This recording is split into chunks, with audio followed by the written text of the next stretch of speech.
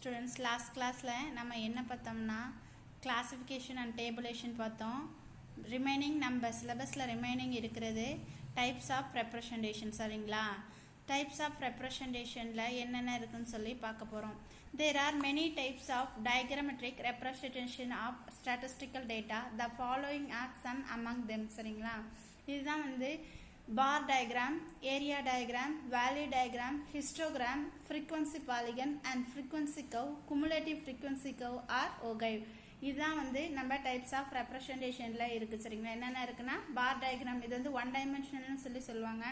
area diagram 2 dimensional, value diagram 3 dimensional, histogram, frequency polygon and frequency curve சரிங்களா.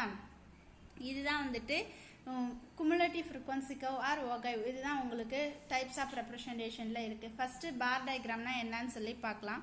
bar diagram is a popular form of diagrammatic representation.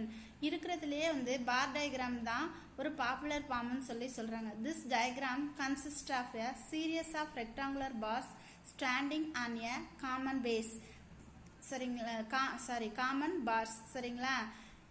அதாவது the rectangular bars diagrammatic consists of a series of rectangular bars standing on a common base. அதாவது ஒரே common baseல rectangular bars நிக்கும் அப்படின்னு சொல்லியிருக்காங்க.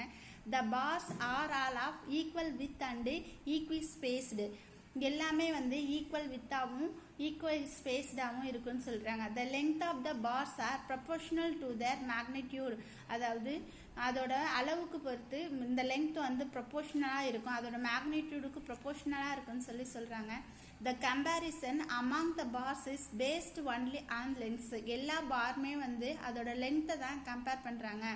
This type of diagram is called one dimensional diagrams. அதாவது இந்த பார் diagram தான் என்ன சொல்றாங்கன்னா one dimensional diagram. அதாவது லெங்த்தை மட்டுமே பேஸ் பண்ணி இதை நம்ம ரெஃபர் பண்றதுனால இது ஒன் டைமென்ஷனல்னு சொல்றாங்க. Bar diagrams are of two types. One vertical bar diagram, second one horizontal bar diagram சரிங்களா. இது ரெண்டுமே தான் பார் டயக்ராமோட டைப்ஸ்னு சொல்றாங்க. The bar diagrams can be classified as இந்த பார் டயக்ராமை 4 டைப்ஸா கிளாசிஃபை பண்றாங்க. இந்த பார் டயக்ராமை 4 டைப்ஸா கிளாசிஃபை பண்றாங்க. ஒன்று simple bar diagram, simple bar diagram, multiple bar diagram, component or subdivided bar diagrams, percentage bar diagram. அதாவது பார் டயக்ராமை எப்படி கிளாசிஃபை பண்றாங்கன்னா simple bar diagram, multiple bar diagram, component or subdivided bar diagram, percentage bar diagram அப்படின்னு 4 டைப்ஸா classify பண்றாங்க. First one என்ன பார்த்தோம்னா simple bar diagram. A simple bar diagram represents the magnitude of a single variable like sales, production, profits, etc.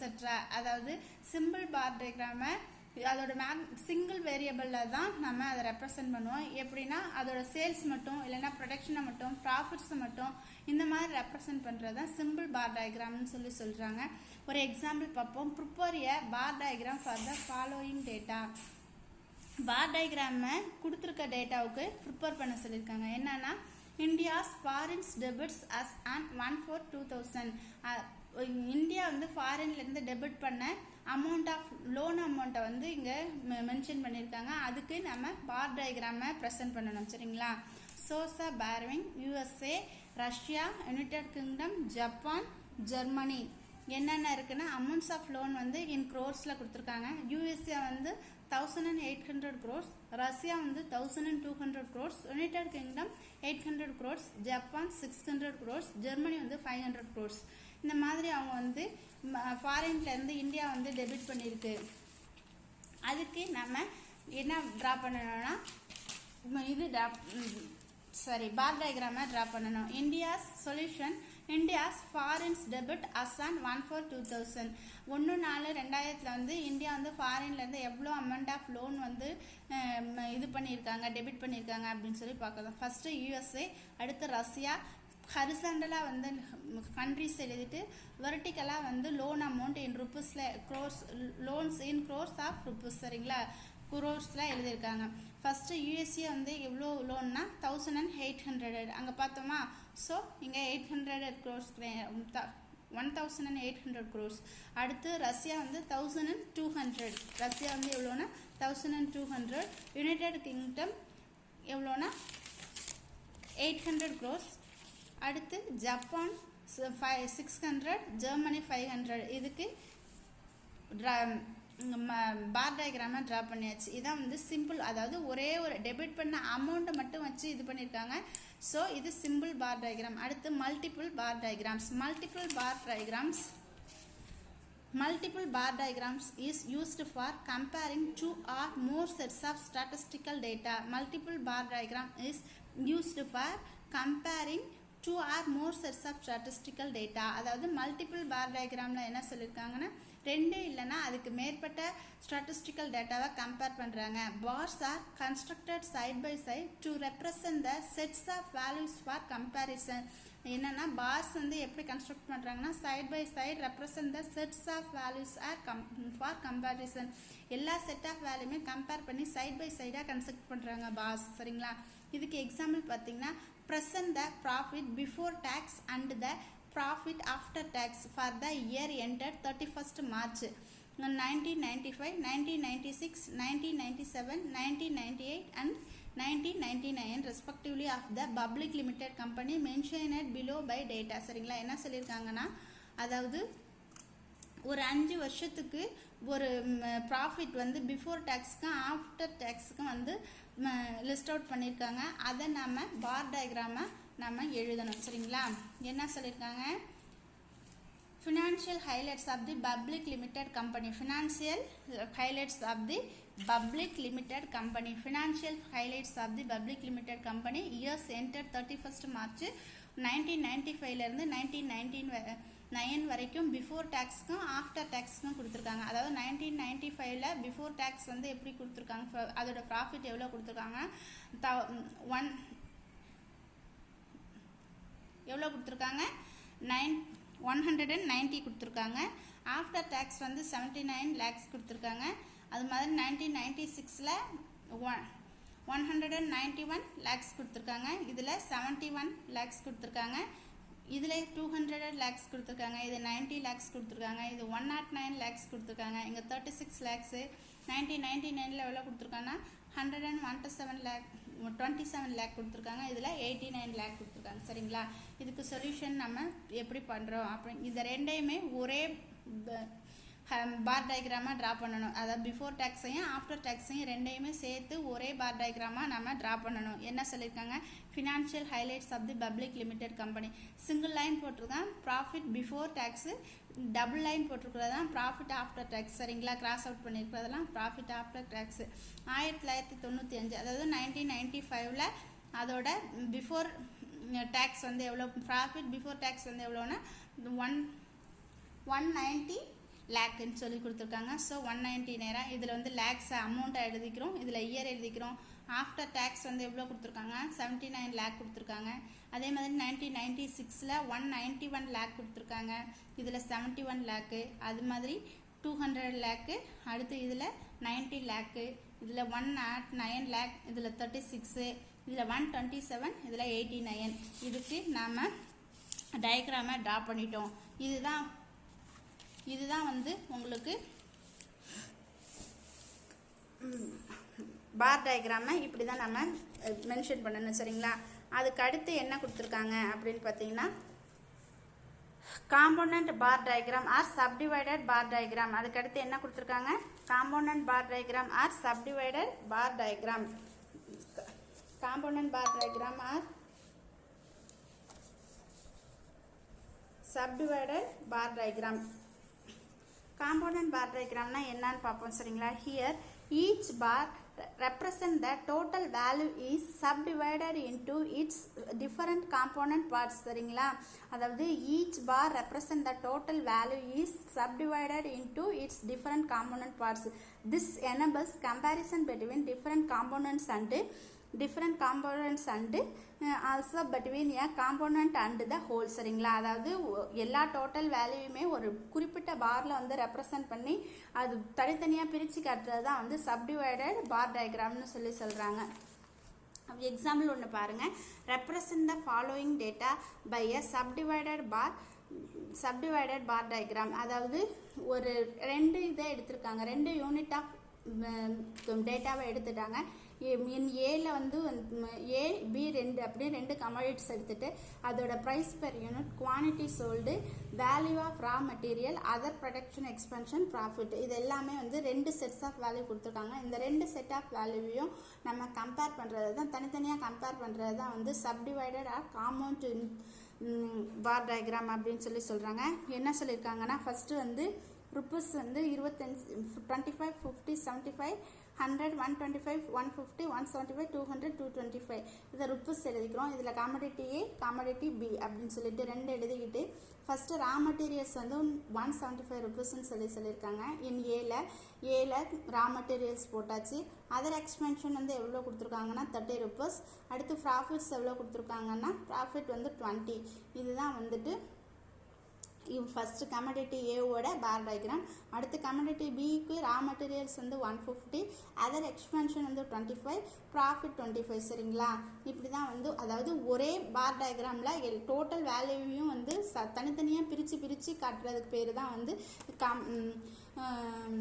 Subdivided பார் டயக்ராம்னு சொல்லியிருக்காங்க. அடுத்து percentage bar diagram. அடுத்து என்னன்னா percentage bar diagram. This is another form of component bar diagram. இது component bar டயக்ராமோட another ஃபார்ம்னு சொல்கிறாங்க. In the case of data having subdivisions, percentage bar diagram will be more appealing than component bar diagram. அதாவது in the case of data following subdivisions, percentage bar diagram will be more appealing than component bar diagram. சரியா? அதாவது நிறைய subdivision வைக்கும்போது component bar diagram விட percentage bar diagram வந்து ரொம்ப யூஸ்ஃபுல்லாக இருக்குது அப்படின்னு சொல்கிறாங்க. சரிங்களா? அதுக்கடுத்து பார்த்தீங்கன்னா இதுக்கு ஒரு எக்ஸாம்பிள் பார்ப்போம். Example represent the following data.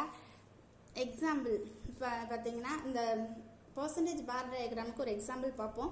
Represent the following data by means of percentage subdivided bar diagram. அதாவது பர்டிகுலர்ஸ் கொடுத்துருக்காங்க. காஸ்ட் பெர் ஸ்கூட்டர், அதோட ரா மெட்டீரியல்ஸ் பார்த்தீங்கன்னா ஒரு 3 இயர்ஸ்க்கு கொடுத்துருக்காங்க. ஒரு காஸ்ட் பெர் ஸ்கூட்டர் ஒரு 3 இயர்ஸ்க்கு எவ்வளோ இருக்குது அப்படின்னு சொல்லி கொடுத்துருக்காங்க. அதோட ரா மெட்டீரியல்ஸ் பார்த்தீங்கன்னா 2160.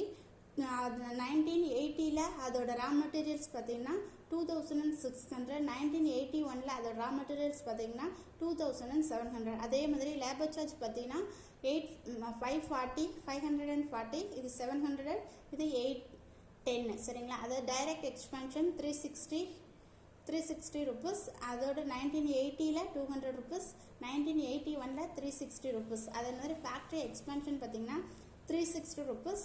அது 1980 வந்து பார்த்தீங்கன்னா 300, 1981 360 ருப்பீஸ். ஆஃபீஸ் எக்ஸ்பென்ஷன் பார்த்தீங்கன்னா 180. ஆஃபீஸ் எக்ஸ்பென்ஷன் பார்த்தீங்கன்னா 180, இதுக்கு 200, இதுக்கு 270. டோட்டல் காஸ்ட் பார்த்தீங்கன்னா 1979 வந்து பார்த்தீங்கன்னா 3600. அது மாதிரி 1980 பார்த்தீங்கன்னா 4000, 1981 பார்த்தீங்கன்னா 4500. அதே மாதிரி பார்த்தீங்கன்னா இங்கே பாருங்கள் எக்ஸ்பிரஸ்ட் இன் பர்சன்டேஜ் இயர்ஸ். இது வந்து பர்சன்டேஜ் இயராக வந்து எக்ஸ்போஸ் பண்ணுறாங்க. எப்படின்னா ரா மெட்டீரியல்ஸ் பார்த்தீங்கன்னா 60%, 1980 வந்து 65%. இதை எக்ஸ்பிரஸ் பண்ணுறாங்க. 1981 வந்தீங்கன்னா 60%. அதே மாதிரி லேபர் சார்ஜ் பார்த்தீங்கன்னா 15, 17.5, இது 18. டைரக்ட் எக்ஸ்பென்ஷன் பார்த்தீங்கன்னா 10%, இது 5%, இது 8%. ஃபேக்ட்ரி எக்ஸ்பென்ஷன் 10%, 7.5%, 8%. ஆஃபீஸ் எக்ஸ்பென்ஷன் பார்த்தீங்கன்னா 5 ருப்பீஸ், 5%, இது 5%, இதுவும் 6%. டோட்டலாக பார்த்தீங்கன்னா 100%க்கு இதை எக்ஸ்பென்ஸ் பண்ணிட்டாங்க. இதுக்கு நம்ம சொல்யூஷன் பார்க்கலாம். சரிங்களா? Solution production cost of scooters, production cost of scooters in the 3 years. 1979 1981 வரைக்கும் ஒவ்வொரு இதுக்குமே ரா மெட்டீரியல்ஸ் எவ்வளோ வாங்கணும், அதுக்கப்புறம் அதோட லேபர் சார்ஜ் எவ்வளோ, அது டைரக்ட் எக்ஸ்பென்ஷன் எவ்வளோ, ஃபேக்ட்ரி எக்ஸ்பென்ஷன் எவ்வளோ, ஆஃபீஸ் எக்ஸ்பென்ஷன் எவ்வளோ அப்படின்னு சொல்லிட்டு இந்த 100%க்குள்ளார நம்ம அதை சப்டிவைட் பண்ணி போடுறதுக்கு பேர் தான் பர்சன்டேஜ் சப்டிவைடட். அதாவது பர்சன்டேஜ் சப்டிவைடட் பார்னு சொல்லி பார் டயக்ராம்னு சொல்கிறாங்க. அதாவது 1979 ரா மெட்டீரியல்ஸ் எவ்வளோ பார்த்தோமோ அதை இங்கே மென்ஷன் பண்ணணும். அதோட labour charge, direct expansion, factory expansion, office expansion இப்படி தான் வந்து பார்க்கணும். அதே மாதிரி 1980 அதோட raw materials, labour charge, direct expansion, factory expansion, office expansion ஒரே இதில் மென்ஷன் பண்ணுறதுக்கு பேர் தான் நம்ம அந்த யூனிட் வேல்யூ குறிக்கிறது தான் நம்ம பார்த்து கரெக்டாக குறிச்சிக்கணும். எந்த ரேஞ்சில் கொடுத்துருக்காங்க வேல்யூ, ருப்பீஸ் வந்து எந்த ரேஞ்சில் கொடுத்துருக்காங்க அப்படின்னு சொல்லி பார்த்து அது நம்ம எப்படி பிரிக்க முடியுமோ அதுக்கு தகுந்தாப்புல அந்த யூனிட் வேல்யூவை மார்க் பண்ணிக்கணும். எக்ஸ் ஆக்சிஸில், ஒய் ஆக்சிஸில் இயரோட வேல்யூவை மார்க் பண்ணிக்கணும். கிராஃப்லாம் போனால் டீட்டெயிலாக போகணும். இதை புரிஞ்சுக்கணும் சரிங்களா. அதுக்கப்புறம் பார்த்தீங்கன்னா இது பார் டயக்ராமோட டைப்ஸ் இதோட முடிஞ்சிடுச்சு. அடுத்து பை டயக்ராம். பை டயக்ராம்னா என்னன்னு சொல்லிட்டு பார்க்கலாம் சரிங்களா. A pie diagram is a pie diagram. அடுத்து நம்ம பார்க்க போறது pie diagram. A pie diagram is a pictorial representation of statistical data with several subdivision in a circular form. சரியா, இது ஒரு pictorial representation data circular formல இதை வந்து நம்ம மென்ஷன் பண்ணோம். A pie diagram consists of a circle subdivided into several scatters by radius. அதோட ரேடியஸை வச்சு இந்த பார் டயக்ராம் pie diagram வந்து நம்ம பிரிக்கணும் சரிங்களா. The area of the scatters is proportional to the values of the components. அதோட ஏரியா ஆஃப் த ஸ்கேட்டர்ஸ் வந்து அதோட வேல்யூக்கு ப்ரொபோர்ஷனலாக இருக்கும் அப்படின்னு சொல்கிறாங்க. In order to draw a by diagram the different values of the components are expressed in degrees taking the whole value as 360 degree. அதாவது ஒரு சர்க்கிளோட total degree வந்து உங்களுக்கு என்னன்னு தெரியும் 360 டிகிரி. அதை வச்சு டிவைட் பண்ணி போடுறது தான் பை டயக்ராம். கொடுத்துருக்க காம்போனன்ட்ஸ்க்கு நம்ம டிவைட் பண்ணி போடுறது தான் வந்துட்டு பை டயக்ராம்னு சொல்கிறாங்க. ஒரு எக்ஸாம்பிள் பார்த்தீங்கன்னா உங்களுக்கு புரிஞ்சிடும். ஒரு எக்ஸாம்பிள் பார்த்தீங்கன்னா உங்களுக்கு புரிஞ்சிடும். Draw a pie diagram of the following data relating to areas under different food corporations. சரிங்களா, ஒரு different food corporationோட ஒரு ரிலேட்டிங் டேட்டா ஏரியாஸ் கொடுத்துருக்காங்க. அதுக்கு நம்ம பை டயக்ராமை நம்ம ட்ரா பண்ணணும். ஃபுட் கார்பரேஷனில் ரைஸு, வீட்டு, பார்லி, ஜவர், பஜ்ரா, மைசி, அதர்ஸ் இதுதான் ஏரியா இன் ஏக்கர்ஸில் கொடுத்துருக்காங்க சரியா. ஏரியா அதோட ஏக்கர் ரைஸ் வந்து 8 ஏக்கர்ஸ்லையும், வீட் 8 ஏக்கர்ஸ், பார்லி 4 ஏக்கர்ஸ், ஜோவர் வந்து 2 ஏக்கர்ஸ், பஜ்ரா வந்து 2 ஏக்கர்ஸ், மைசி 5 ஏக்கர்ஸ், அதர்ஸ் வந்து 11 ஏக்கர்ஸில் வந்து இது பண்ணியிருக்காங்க. இதுக்கு நாம் டோட்டல் ஏரியாவில் இருந்துட்டு என்ன பண்ணணும்னா இதுக்கு வேல்யூ கண்டுபிடிக்கணும். நாம் என்னென்ன கொடுத்துருக்காங்க நமக்கு இதுக்கு சொல்யூஷன் பார்ப்போம். we express the given values in degrees in the following table. Food கார்பரேஷனில் ரைஸ் வந்து 8 ஏக்கர்ஸ், வீட் வந்து 8 ஏக்கர்ஸ், பார்லி 4 ஏக்கர்ஸ், ஜவர் வந்து 2 ஏக்கர்ஸ், பஜ்ரா வந்து 2 acres, maize 5 acres, others 11 acres, total பார்த்தீங்கன்னா 40 ஏக்கர்ஸ். இதுக்கு டோட்டல் ஏரியாவை நம்ம கால்குலேட் பண்ணணும். இன் டிகிரிஸில் பார்த்தீங்கன்னா 8 டிவைடட் பை 40னா டோட்டல் ஏரியா 40ல் 8 ஏக்கர்ஸ் வந்து இதுன்னு சொல்லியிருக்காங்க, ரைஸ்ன்னு சொல்லியிருக்காங்க. இன்டு 360 டிகிரியால் நம்ம மென்ஷன் பண்ணால் இதோட டிகிரி வந்து 70 டிகிரி. அதே மாதிரி 8 டிவைடட் பை 40 வீட்டுக்கு இன்டு 360 டிகிரி டோட்டல் டிகிரியால் மல்டிப்ளை பண்ணோம்னா நமக்கு வந்து அதோட டிகிரி கிடைச்சிடும். ரைஸோட டிகிரி எந்த டிகிரியில் வந்து ரைஸ் வந்து இது பண்ணியிருக்காங்க அப்படின்னு சொல்லி நம்ம தெரிஞ்சிடும். அந்த மாதிரி வீட்டுக்கு, பார்லிக்கு, ஜோவருக்கு, பஜ்ராவுக்கு, மைசிக்கு, அதர்ஸ்க்கு பண்ணி போட்டோம்னா 360 டிகிரி கிடைச்சிருச்சா. ஸோ இதை நாம் கரெக்டாக அந்த ஒரு டோட்டல் சர்க்கிள்குள்ளார ஒவ்வொரு பார்ட்டையும் நம்ம மென்ஷன் பண்ணணும். வீட் எவ்வளோ, ரைஸ் எவ்வளோ, வீட் எவ்வளோ, பார்லி எவ்வளோ, ஜோவர் எவ்வளோ, பஸ்ரா எவ்வளோ, மைசி, அதர்ஸ் இந்த மாதிரி 360 டிகிரியால் நம்ம டிவைட் பண்ணி போடுறது பேர் தான் பை டயக்ராம்னு சொல்கிறாங்க. அடுத்து பை டயக்ராம் முடிஞ்சிருச்சு. அடுத்து என்ன இருக்குன்னு பார்த்தீங்கன்னா கிராஃபிக்கல் ரெப்ரசன்டேஷன். அடுத்து நம்ம பார்க்க போகிறது கிராஃபிக்கல் ரெப்ரசன்டேஷன் சரிங்க. The area of each bar is proportional to frequency corresponding class. Such a diagram is called histogram. அதாவது இதில் கிராஃபிக்கல் ரெப்ரசன்டேஷனில் என்ன இருக்குன்னா histogram, frequency polygon, frequency curve, frequency distribution curve இருக்குது சரிங்களா. ஃபர்ஸ்ட் வந்து ஹிஸ்டோகிராம்னா என்னன்னு சொல்லி பார்ப்போம். The area of each bar is proportional to frequency corresponding class. அதாவது எல்லா ஏரியாவில் இருக்க area of each bar is proportional to frequency corresponding class. எல்லா பாரோட ஏரியாவும் அதோட கரஸ்பாண்டிங் ஃப்ரீக்வன்சிக்கு ப்ரொபோஷனலாக இருக்கும். அந்த மாதிரி இருக்கிற டயக்ராம் வந்து ஹிஸ்டோகிராம் அப்படின்னு சொல்லி சொல்கிறாங்க. The area of each bar is proportional to frequency of corresponding class. Corresponding கிளாஸோட ஃப்ரீக்வன்சிக்கு எல்லா பாரோட ஏரியாவும் ப்ரொபோஷனலாக இருக்கும் அப்படின்னு சொல்லி சொல்கிறாங்க. Such a diagram is called histogram. அடுத்து ஃப்ரீக்வன்சி பாலிகன். அடுத்து என்ன பார்க்க போகிறோம்னா frequency polygon. In a histogram, if we join the midpoints of these rectangular bars by straight lines, we get a polygon. Such a polygon is called a frequency polygon. என்ன சொல்றாங்கன்னா ஹிஸ்டோகிராம்ல அதோட mid பாயிண்ட்டை வந்து join பண்ணி we join the midpoints of these rectangular bars by straight lines. அதாவது ஹிஸ்டோகிராமில் அதோட mid பாயிண்ட்ஸை வந்து நம்ம ஜாயின் பண்ணுறது பேருக்கு தான் வந்து என்னன்னு சொல்லி சொல்கிறாங்கன்னா பாலிகன் சொல்லி சொல்கிறாங்க. இன் எ histogram if we join the midpoints of these rectangular bars by straight lines, straight line join பண்ணி we get a polygon. straight line join பண்ணும்போது ஒரு பாலிகனை நமக்கு கிடைக்கும். சரிங்களா? such a polygon is called frequency polygon.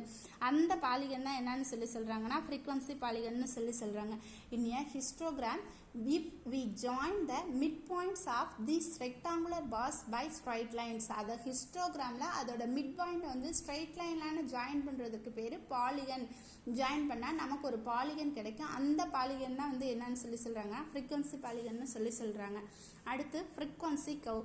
in a frequency table, if the number of classes is large and the length of each class interval is very small, அதாவது number of classes வந்து large, அதோட length of each class interval is very small னு சொல்கிறாங்க. this histogram consists of a large number of rectangles with very small width. இந்த மாதிரி இருக்கிறது வந்து ஒரு லார்ஜ் நம்பர் ஆஃப் ரெக்டாங்குலர்ஸை ரொம்ப ஸ்மால் வித்தில் வந்து கன்சிஸ்ட் பண்ணோம் அப்படின்னு. In such a case the frequency polygon will almost look like a curve and not like a polygon. இந்த மாதிரி இருக்கும்போது அது ரொம்ப சின்னதாகவும் அதோட நிறைய நம்பர் பாலிகனையும் ரெக்டாங்குலர்ஸையும் உருவாக்கும் போது அது வந்து அது லுக் லைக் ஏ கர்வ் மாதிரி இருக்கும். அது பாலிகன் மாதிரி இருக்காது. This curve which is the limiting form of a frequency polygon is called a frequency curve. இந்த கர்வ் வந்து எப்படி இருக்குன்னா லிமிட்டிங் ஃபார்ம் ஆஃப் ஃப்ரீக்வன்சி பாலிகன்னு சொல்லி சொல்கிறாங்க. அந்த limiting form of frequency polygon தான் என்னன்னு சொல்லி சொல்கிறாங்கன்னா ஃப்ரீக்வன்சி கர்வ்னு சொல்லி சொல்கிறாங்க. இந்த limiting form of frequency polygon is called the frequency கர்வ்னு சொல்லி சொல்கிறாங்க. இதுதான் வந்துட்டு ஃப்ரீக்வன்சி கர்வ். அதுக்கடுத்து பார்த்தீங்கன்னா குமுலேட்டிவ் ஃப்ரீக்வன்சி கர்வ். அதுக்கடுத்து என்ன பார்க்க போகிறோம்னா cumulative frequency curve ogive or ogive. in some cases many require the number of observation less than a given value or more than a given value. This is obtained by accumulating adding the frequency up to or above the given value. This accumulated frequency is called cumulative frequency ன்னு சொல்லி சொல்கிறாங்க. அதாவது